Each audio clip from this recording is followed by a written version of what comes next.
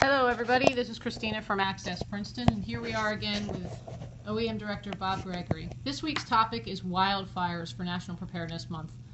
We're going to ask Bob a few questions. He's going to have some tips for us. So, how are you today, Bob? Good. How's everybody out there doing today? Good, good. And it's raining, I see, so yes. Hopefully this is a good thing. That's a good thing for wildfires. Yes, it is. Can you give us some examples, speaking of rain and good thing for wildfires, of what might cause a wildfire? Sure. Well, let's start with the 10% causes, which 5% of that we don't have to worry about because it's a lava flow. So no volcanoes in New Jersey, which is a good thing.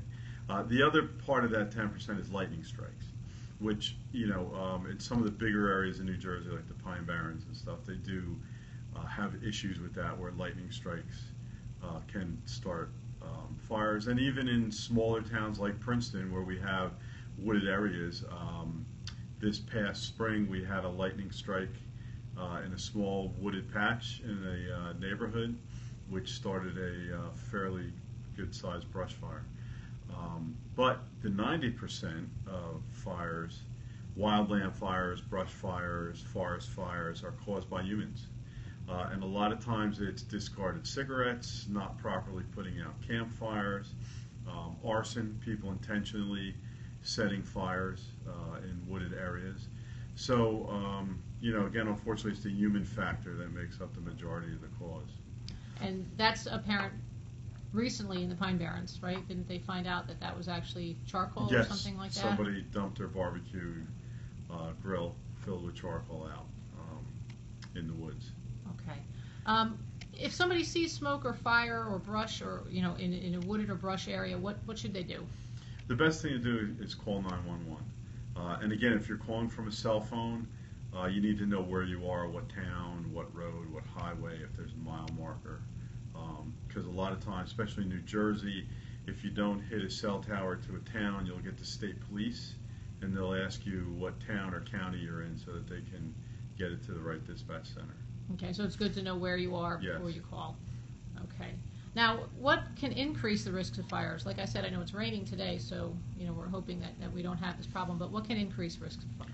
Right, so things that increase, one of the biggest risks is dry weather, right?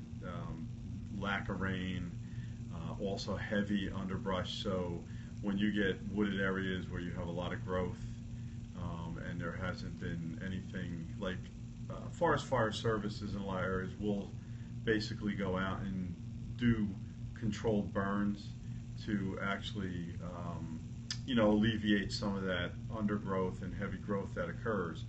So when you have those conditions where you have drought conditions and you have a lot of brush and growth and things drop down from the trees, your risk increases. And what can somebody do around their home to eliminate some of the risks of a potential fire? Right, so some of the things around the home is definitely, make sure you clean up your leaves and discard them properly. And of course, any dead brush or anything like that, you want to clean it up and get it out to be taken away. And I also recommend that if you have issues with trees, especially if trees are dying, that you call a service, like a tree doctor service, to come in and take a look at them to give you some advice on what to do with them. Because the drier they are, the more susceptible they are. If they get hit by lightning or, they will start on fire rather quickly. Now, a lot of people have those chimneys or they have the outdoor fire pits. What tips can you offer for people with those? So you want to keep them a safe distance from your house, your home, any structures, which is usually 15 feet at a minimum, and also a brush. And that's, if it's very dry conditions and drought conditions, a lot of times there'll be no campfire order, and that usually goes for backyard chimneys and things of that nature. And one of the things people do is they like to start fires with newspaper. What happens with newspaper is those embers are very light and they just take off in the air. And when you have real dry conditions, that just increases the chance of you starting, some underbrush or grass or something on fire. So in lieu of starting a fire with newspaper, what should we do? Because we still want to start a fire. Right, same thing as your fireplace. Those fire sticks they sell and things like that are a good thing to have because they're just like using wood, but they give you a little bit, they have some material on it that'll help it catch fire like kindling would, and it's a safe way to do it. Okay. Now, do we have any risks in Princeton? Are there any areas we should be careful of that could be susceptible to fires? No, we do have some areas up off Great Road and out that way that are still, fair amount of wooded area, to preserve things of that nature. So, for people that are out that way and they're hiking and, doing whatever they do, it's always good to make sure that, you can't just start a campfire or anything, open burn or anything like that, without proper permits or guidance. So, we don't want people doing any of that, just going out starting a campfire in those areas, because that could be a problem. Okay. Now, in town, if there was a fire, how would the town be able to get that message out to any residents that might need to evacuate, or just to alert them of the fire conditions? So with that type of fire, especially because brush fires, wildland fires create a lot of smoke conditions, and usually if it's big enough, you end up closing roads. We would do what we normally do through police, is send out blast alerts, and through Access Princeton, send out alerts and get things up on the web page. So if, again, if you're not signed up to receive those alerts, just go on the princeton.gov web page, and there's a tab you can click on and fill out the form, and you'll get those alerts. Okay.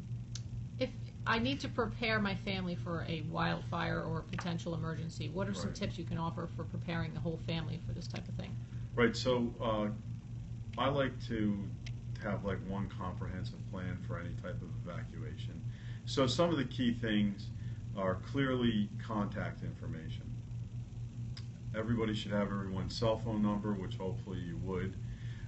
You can use FEMA has, again, a lot of good forms, which basically lay out household information. So you can take one of these and put them in your child's backpack. You can put one in your glove compartment, and it just gives emergency contact information, your doctors for medical information, any prescriptions, or if someone needs an EpiPen, or they have diabetes and they need their medication, you can put that information on there, so that when you go, you always try to make sure you have your medications with you. But if you don't, you can get to a doctor's office, or someone can help, especially if it's a child, get them to an emergency room to make sure they get the proper care.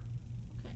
Any other tips you want to offer for anyone that, when it comes to wildfires, and anything in Princeton that they should know? Yeah, I mean, just, when you're using your grills, again, if they're propane grills, make sure their connections are good. Charcoal, you're better off just filling up the grill with water and then dumping it once the coals, or just let them cool down, just don't dump them hot. And again, if you are out in a wooded area hiking or things like that, we would ask people not to use any type of fire for any activities. Okay. Well, thank you very much, Bob. We appreciate it. Join us again next week on Thursday at 11, and we're going to have some more tips on hurricane preparedness.